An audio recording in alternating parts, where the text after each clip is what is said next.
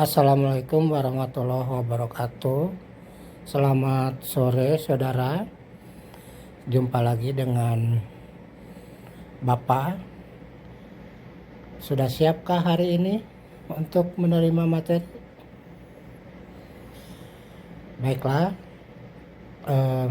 kali ini Bapak akan memaparkan suatu materi tentang anti epilepsi. Apa itu anti epilepsi? Artinya apa atau definisinya apa? Epilepsi ini merupakan suatu gangguan saraf kronik di mana terjadinya kejang yang bersifat recurrent. Kejang sendiri adalah manifestasi dari aktivitas neuron kortikal yang berlebihan di dalam korteks serebral dan ditandai dengan adanya perubahan aktivitas erektik pada saat dilakukan pemeriksaan EEG. Jadi ketika kejang itu boleh dikatakan ada suatu gangguan dari aktivitas neuron atau kelistrikan. Kalau di ibarat di rumah mah mungkin suatu konsleting ya. Ketika rumah konsleting maka kalau tidak dipasangin saklar mungkin akan terjadi suatu kebakaran. Tapi kalau dengan adanya saklar maka seluruh lampunya akan padam. Manifestasi klinik dari kejang ini sangat bervariasi, tergantung dari daerah otak fungsional yang terlibat. Kita lihat etiologinya. Etiologi epilepsi ini adalah gangguan atau abnormalitas dari pelepasan neuron. Ada banyak yang menyebabkan terjadinya abnormal ini. Di antaranya ada trauma ketika dilahirkan. Kalau bertrauma ini adalah yang jadi pasiennya tentu saja yang si anaknya, si bayinya yang dilahirkan nanti kelak setelah dia tumbuh dari anak atau remaja itu terjadi gangguannya pada saat itu, bukan pada saat lahirnya. Kemudian cedera kepala. Cedera kepala bisa saja akibat kecelakaan ataupun cedera karena yang lainnya. Kemudian tumor otak. Jadi ketika ada penyakit di otak, terutama tumor, ini dia mendesak ke sel-sel yang normal. Akibatnya mungkin saja dia akan mengganggu kelistrikan atau impuls dari sel neuron ke yang lain. Kemudian penyakit cerebrovaskular yang lain. Cerebro ini otak, vaskular tadi saluran. Kemudian ada genetik dan ada idiopatik. Kalau patofisiologisnya, kejang ini disebabkan karena adanya ketidakseimbangan antara pengaruh inhibisi dan eksitasi pada otak. Ini terjadi karena kurangnya transmisi inhibitori. Contohnya adalah setelah pemberian antagonis GABA atau selama penghentian pemberian agonis GABA seperti alkohol atau benzodiazepin.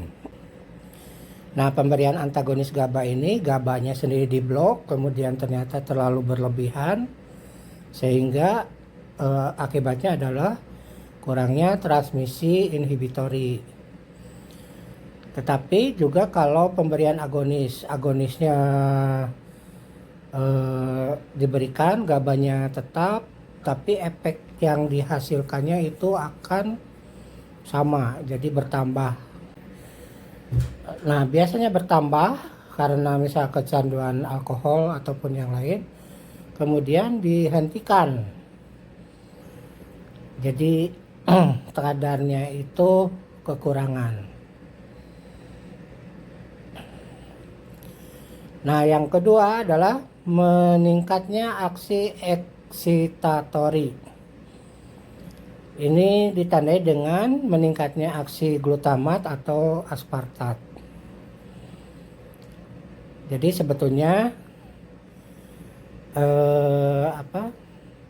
kata-kata candaan kurang micin ataupun apapun bisa saja itu memang ada aktivitasnya, karena micin sendiri adalah natrium glutamat, kan monosodium glutamat MSG, itu natrium glutamat. Nah, ketika kita banyak mengkonsumsi micin, tentu saja kadar glutamat di dalam darah itu akan naik dan bisa jadi ada pengaruh terhadap orang yang sensitif terhadap micin ini. Karena tadi kan ada sifatnya genetis. Nah, itu di situ letaknya ya. Ini gambar neuronnya. Nah, diagnosisnya ini seorang pasien didiagnosis epilepsi jika mengalami serangan kejang secara berulang.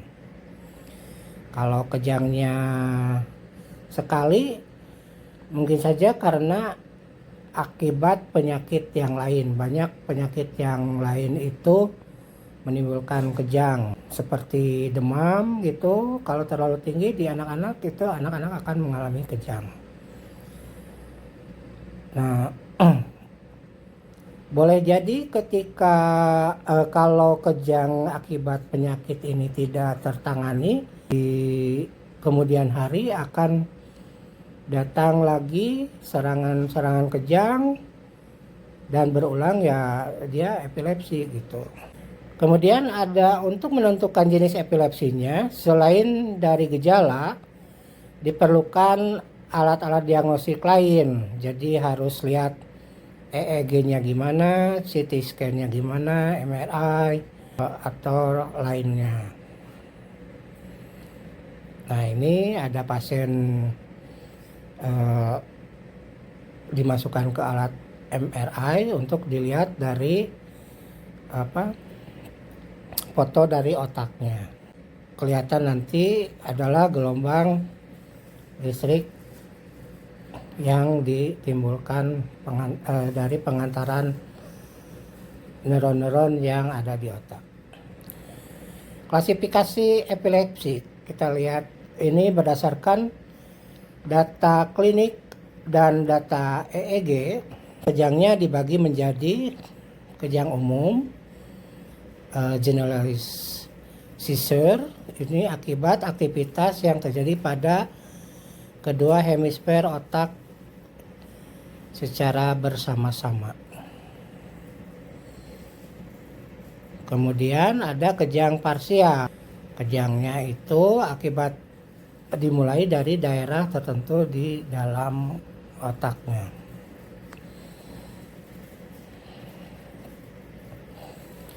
Nih, ternyata ada sekitar 23% yang mengalami generalized tonic-clonic. Kemudian ada kompleks parsialnya itu 38. Ada simple parsial itu 14. Ada generalized itu 8%, partial unknown 7%. Kemudian myoclonicnya 3, unclassifiednya 3%. Nah, kejang umum terbagi atas tonic-clonic convulsion. Ini disebut juga dengan grand mal, merupakan bentuk yang paling banyak terjadi. Ini biasanya pasien tiba-tiba jatuh, kejang, napasnya terengah-engah, keluar air liur. Ini bisa terjadi sianosis, ngompol, atau menggigit lidah. Makanya ketika orang kejang, terutama karena epilepsi, diusahakan giginya itu ditahan oleh sesuatu, sehingga pada saat ada kejang di rahang itu si gigi tidak menggigit lidahnya. Ini bisa terjadi beberapa menit, kemudian diikuti dengan lemah, kebingungan, sakit kepala, lalu tidur.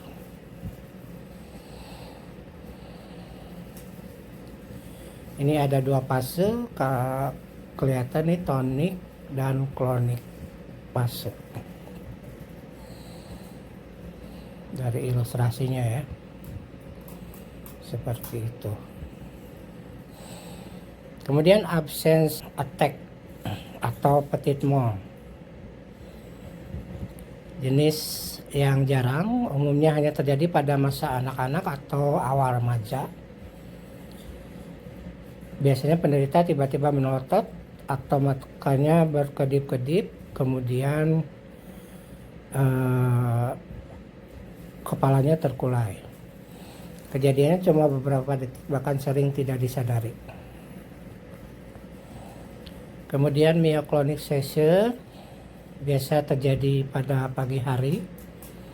Setelah bangun tidur, pasien mengalami sentakan yang tiba-tiba. Jenisnya yang sama tapi non epileptik, ini bisa terjadi pada pasien normal. Atonic seizure ini jarang terjadi. Pasien tiba-tiba kehilangan kekuatan otot, kemudian jatuh, tapi bisa segera recover.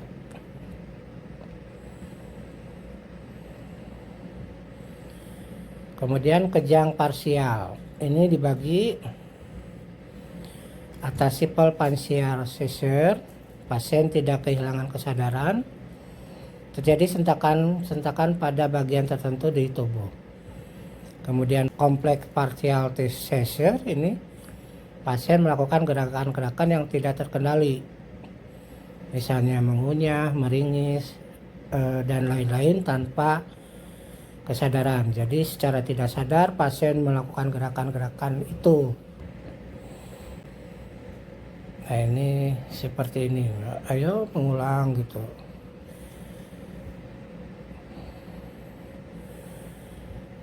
Nah, bagaimana sasaran terapi epilepsi?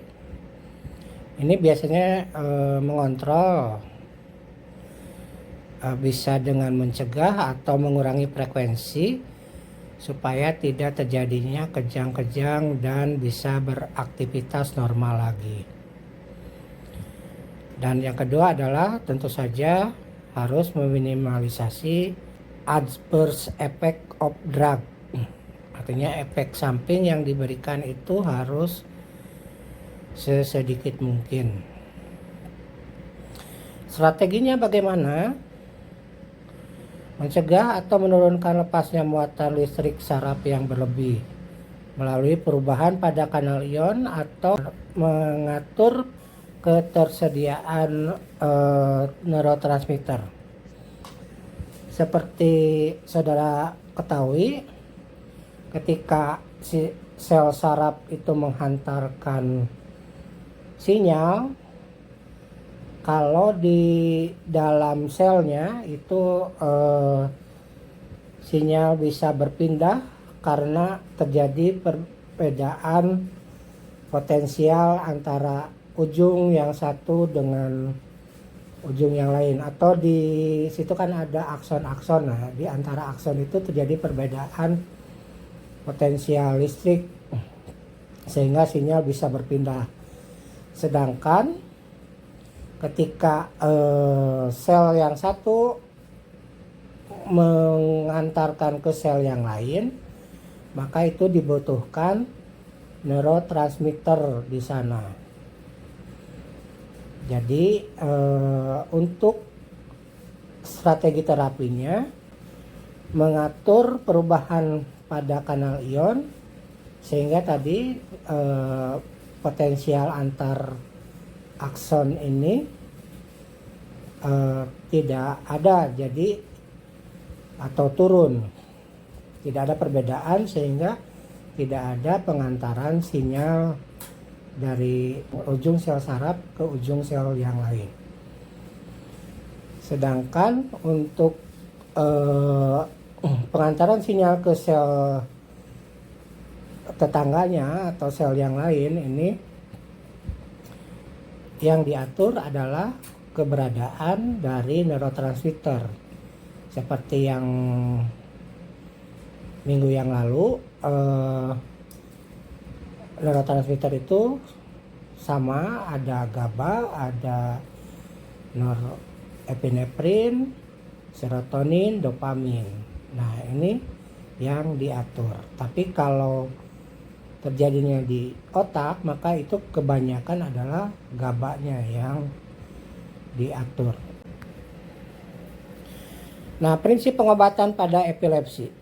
Tadi harus ada prinsipnya, kemudian dilakukan secara monoterapi, bisa dengan menurunkan potensi anti-epilepsi, kemudian dengan kita berusaha meningkatkan kepatuhan pasien akan mendapatkan obat gitu, atau kepatuhan pasien mengkonsumsi obatnya. Kemudian hindari atau minimalkan penggunaan anti-epilepsi yang sedatif. Nah, jika monoterapi gagal, ini dapat diberikan sedatif atau politerapi. Politerapi tentu saja ditambahkan obat lain yang menunjang efektivitas sebagai anti-epilepsinya. Pemberian terapi harus sesuai dengan jenis epilepsinya. Seperti kita memberikan antibiotik, itu harus sesuai dengan kuman yang menginfeksinya. Kalau tidak, ya percuma gitu ini. Mulai dengan dosis yang terkecil. Ini dapat ditingkatkan sesuai dengan kondisi pasien. Kemudian ada variasi individual. Ini harus dilakukan pemantauan dulu, baru kita tahu bahwa variasi individualnya di antara pasien satu dengan pasien yang lainnya bagaimana. Baik itu dari segi konvulsinya ataupun hasil ketika diberikan anti-epilepsinya. Kemudian ada monitoring kadar obat di dalam darah. Kalau misalnya terlalu rendah, nanti bisa saja kita sesuaikan dosisnya. Kemudian terlalu tinggi juga sama. Harus ada penyesuaian dosis. Nah, lama pengobatan tergantung dari jenis epilepsinya. Terus kondisi pasiennya bagaimana dan kepatuhan pasiennya itu sendiri. Jadi umumnya memang untuk penyakit ini akan lama, tetapi insya Allah akan berkurang gejala-gejala yang ditimbulkannya kalau tadi pengobatannya tepat, tergantung jenis epilepsinya, kondisi pasien dan kepatuhan pasien akan berobat. Nah, yang harus dicatat adalah jangan menghentikan pengobatan secara tiba-tiba.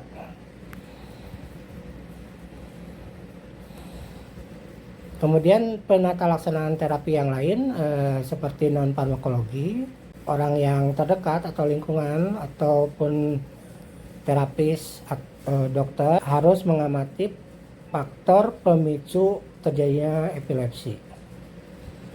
Jadi nanti kalau sudah tahu maka bisa kita hindari gitu. Kita bisa memberikan informasi ke pasiennya bahwa harus menghindari faktor yang bisa menyebabkan epilepsinya kambuh.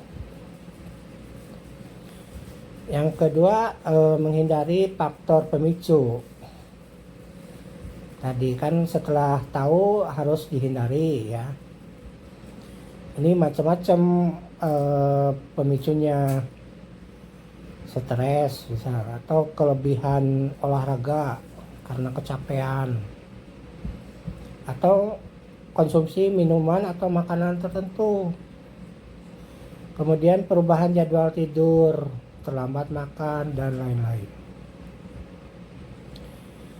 Kemudian dari segi farmakologinya tentu saja dengan menggunakan obat-obat anti epilepsi. Nah, kita lihat obat-obat anti epilepsi itu yang bagaimana. Yang pertama adalah obat-obat yang meningkatkan inaktivasi kanal natrium. Inaktivasi kanal natrium akan menurunkan kemampuan saraf untuk menghantarkan muatan listrik.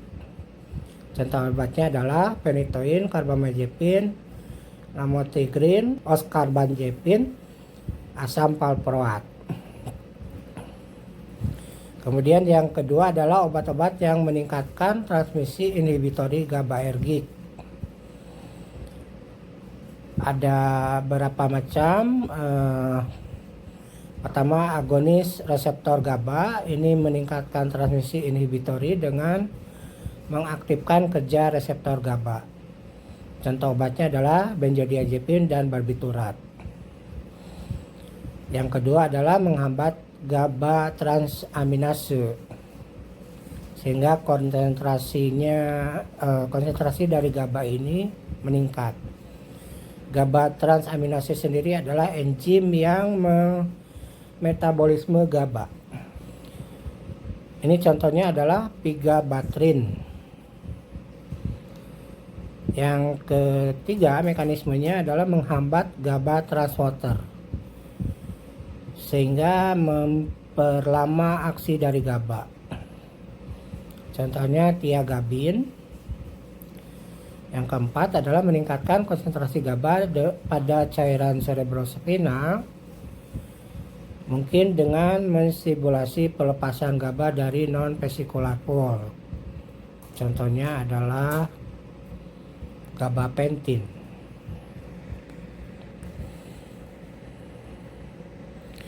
Ini contoh obat untuk epilepsi.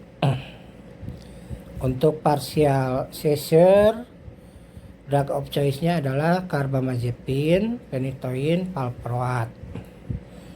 Alternatifnya lamotrigine, gabapentin, topiramat, tiagabin, primidone, phenobarbital. Kemudian general tonic clonic atau grand mal.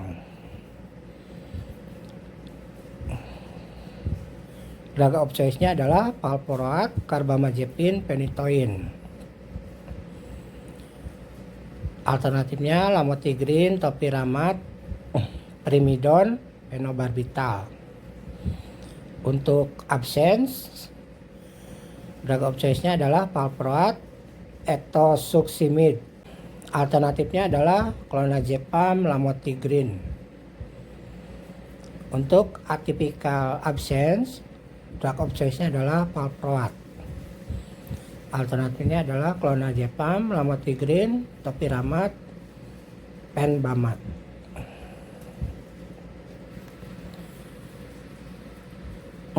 Kita lihat epilepsi pada kehamilan. Ternyata ibu hamil bisa juga mengalami epilepsi ya. Atau misalnya penderita epilepsi yang mengalami yang hamil.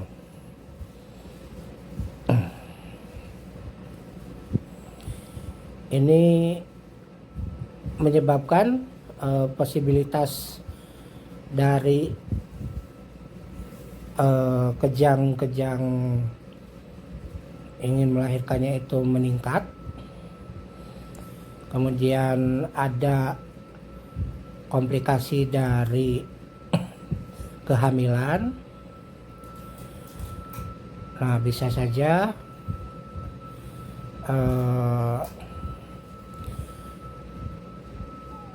ada efek terhadap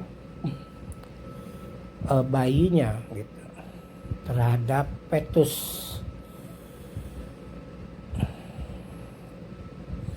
Ini epilepsi kehamilan ini diperkirakan sekitar 25% sampai 30% pada wanita mengalami kejang pada saat kehamilan.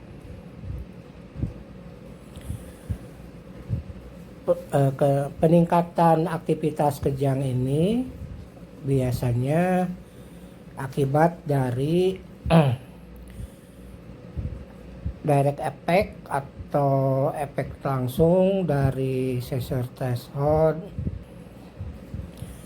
atau reduksi pada saat anti epilepsi drug diturunkan. Jadi kalau seorang wanita yang punya epilepsi kemudian hamil, maka pada saat hamil itu biasanya tidak diberikan obatnya secara full. Nah, bisa saja nanti akibatnya kejangnya itu akan meningkat.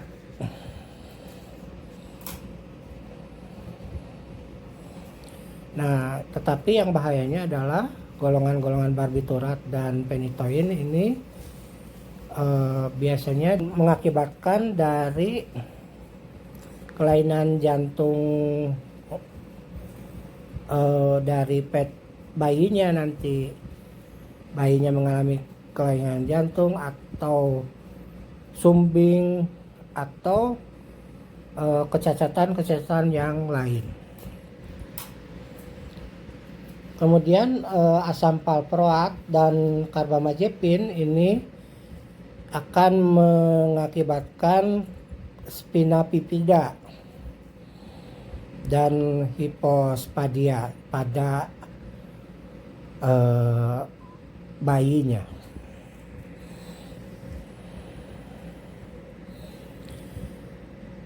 Kemudian lamotrigine dan gabapentin ini tidak ditemui efek teratogen pada hewan uji, tetapi data pada manusia belum cukup kuat, artinya masih dalam tahap penelitian. Tapi untuk penggantian sebagai obat alternatif dari epilepsi ini